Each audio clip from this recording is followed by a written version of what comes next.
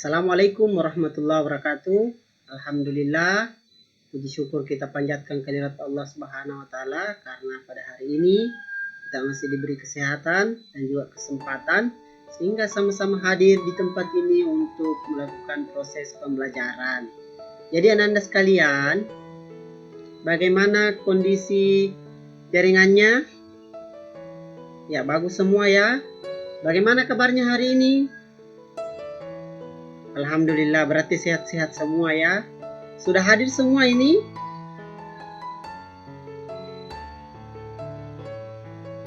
Nur Rasya sakit? Ya, berarti ada satu orang yang sakit ya. Ya, jadi anak-anak sekalian, sebelum kita melanjutkan pelajaran, mari kita berdoa sebelum belajar ya. Bismillahirrahmanirrahim. Rabbi sidni ilman warzuqni fahman. Berdoa selesai. Ananda sekalian, kompetensi dasar untuk materi kali ini, yang pertama, Ananda dituntut untuk memahami ketentuan makanan halal dan haram untuk dikonsumsi. Kemudian, meyakini klasifikasi makanan halal dan haram.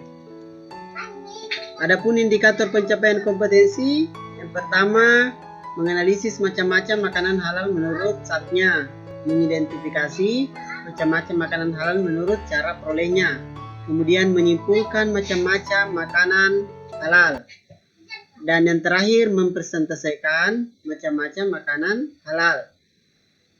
Ya, selanjutnya materi pokok ada pengertian makanan halal, ada macam-macam makanan halal menurut zatnya, dan ada macam-macam makanan halal menurut cara perolehnya.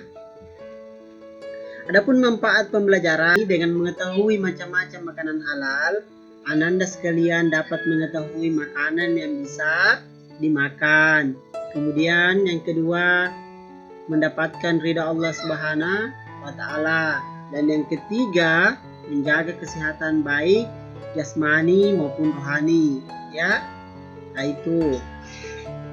Jadi makanan halal itu anak-anak sekalian adalah makanan yang diizinkan oleh Allah Subhanahu wa taala untuk dimakan.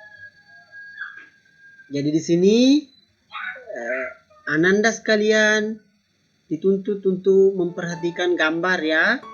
Gambar apa ini? Gambar yang pertama, muncul pertanyaan, apa yang dimakan oleh anak itu? Apakah dalam Islam dibolehkan makan nasi dan ayam goreng? Kemudian gambar kedua, apa yang dipetik anak di atas?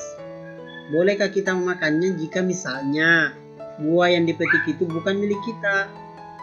Setelah memperhatikan gambar, kita akan bentuk 3 kelompok ya, 3 kelompok Anda sekalian. Yang pertama, kelompok 1 Aditya, kemudian ada Hajara Suci, ada Nufail Muas Rusli, dan di kelompok 2 ada Ivansyah, ada Nur Amalia, ada Nur Rasya. Sedangkan di kelompok 3 ada Ardana Jupri, ada Nur Ripsya, ada Nur Aisyah. Jadi selamat bergabung di grup WA masing-masing kelompok. Selanjutnya perhatikan LKPD yang sudah dibagikan. Jadi LKPD ini saya bagikan di grup WA masing-masingnya. Jadi di situ ada rumusan masalah, ada hipotesis, ada hasil pencarian informasi, kemudian kesimpulan. Jadi ingat Anda sekalian, waktu penyelesaian LKPD maksimal 20 menit ya. Jika ada kendala dalam penyelesaian LKPD, kita diskusi melalui grup WA. Setelah selesai mengerjakan LKPD, silahkan aktifkan kembali kameranya. Jadi selanjutnya silahkan kerjakan LKPD, tapi jangan keluar dari Google Meet. Cukup matikan kamera saja ya. Selamat bekerja.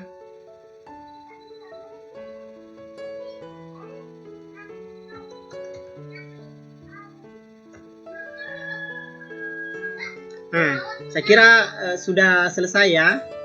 Pengerjaan waktu 20 menit sudah berlalu. Mari presentasikan hasil LKPD dan berdiskusi ya. Peserta didik mempresentasikan hasil LKPD sementara, peserta didik lain menyimak dan menanggapinya. Jadi ingat tadi ya yang harus dipenuhi dalam pekerjaan LKPD, rumusan masalah, hipotesis, hasil pencarian informasi, dan juga kesimpulan. Nah, Anda sekalian, saya persilahkan untuk kelompok 1 mempresentasikan hasil LKPD-nya. Nah, kelompok yang lain diperhatikan ya nak, kemudian ditanggapi. Ya, silahkan kelompok 1. Ya, itulah tadi persentase dari kelompok 1. Ada tanggapan dari kelompok 2 dan kelompok 3? Nah, bagus sekali tanggapannya kelompok 2. Tepuk tangan dulu. Selanjutnya kelompok 2, silahkan dipresentasikan hasil diskusinya.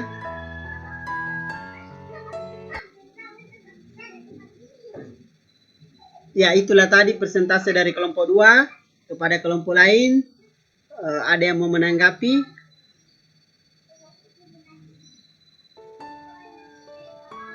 Ya, bagus sekali kelompok 1 ya. Tanggapannya. Selanjutnya kelompok terakhir. Silahkan presentasikan hasil LKPD-nya.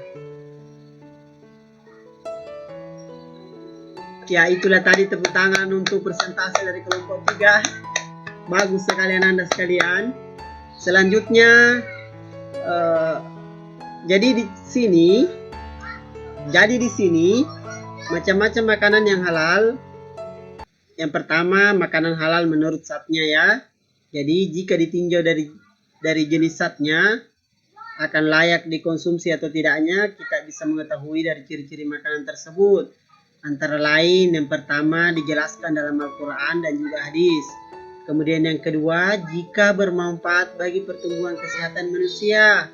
Dan yang ketiga, tidak merusak badan, akal maupun pikiran. Yang keempat, tidak kotor, najis, dan juga tidak menjijikkan.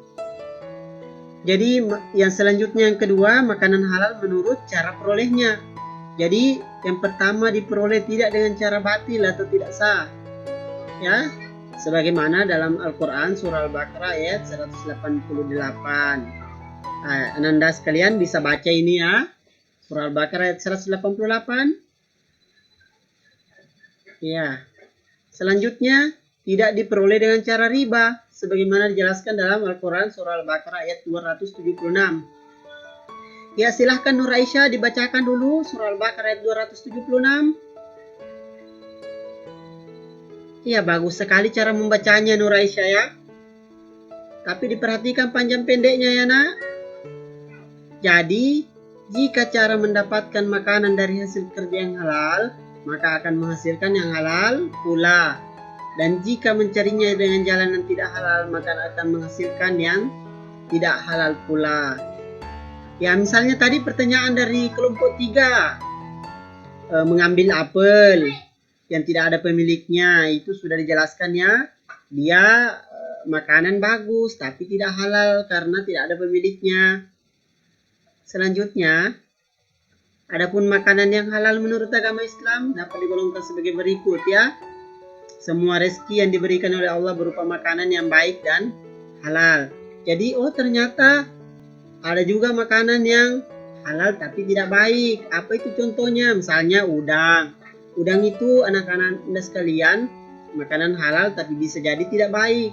Kenapa? Karena kalau misalnya dikonsumsi oleh orang yang alergi, maka dia halal tapi tidak baik. Ya, selanjutnya semua makanan yang berasal dari laut atau air ya, jadi semua makanan laut itu halal. Nah, misalnya kepiting itu lobster, Anda sekalian kan sering tangkap lobster toh? Ya, saya kira ini makanan yang halal.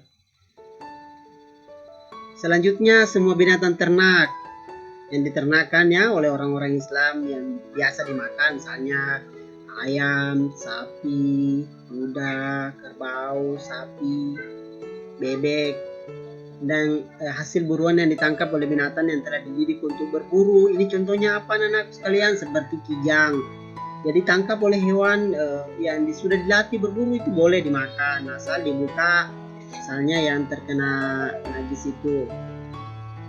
Jadi kesimpulan Anda sekalian, coba kelompok 1, Fansya, kesimpulan apa yang diperoleh untuk pembelajaran kali ini? Ya, bagus sekali. itulah tadi kesimpulan yang dibacakan oleh temannya Anda sekalian. Selanjutnya, jadi di sini ada 3 ya kesimpulannya. Nah, yang pertama, macam-macam makanan halal menurut zatnya itu dijelaskan dalam Al-Quran dan hadis.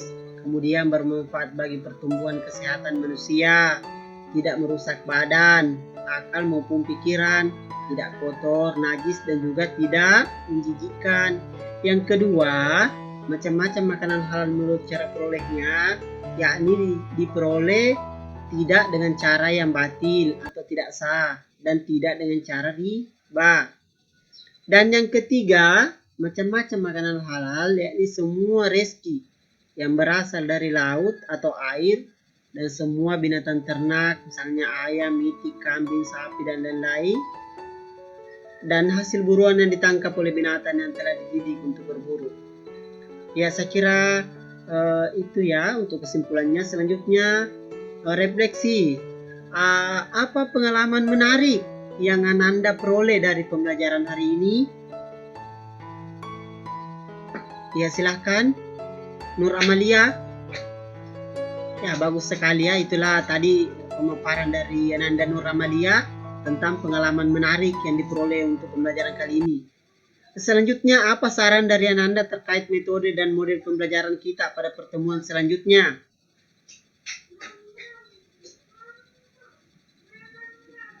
Ya, jadi ada juga yang suka dengan metode diskusi. Boleh nanti digabungkan. Nah, selanjutnya, manfaat apa yang dapat Ananda ambil melalui pembelajaran hari ini? Apa manfaatnya, nak? Nur Aisyah, apa manfaatnya? Iya, bagus sekali itulah tadi manfaat yang disampaikan oleh Nur Aisyah ya. Selanjutnya, kerjakan tugas evaluasi pada link berikut ya di Google Form. Silahkan buka, cek di grup WA. Nah, selamat bekerja ya. Nanti dikirim melalui Google Form. Selanjutnya, mari berdoa setelah belajar ya. Subhanakallahumma wa bihamdika asyhadu an la ilaha illa anta astaghfiruka wa atubu ilaik. Ya, terima kasih. Assalamualaikum warahmatullahi wabarakatuh. Sampai jumpa di pertemuan selanjutnya ya, nak.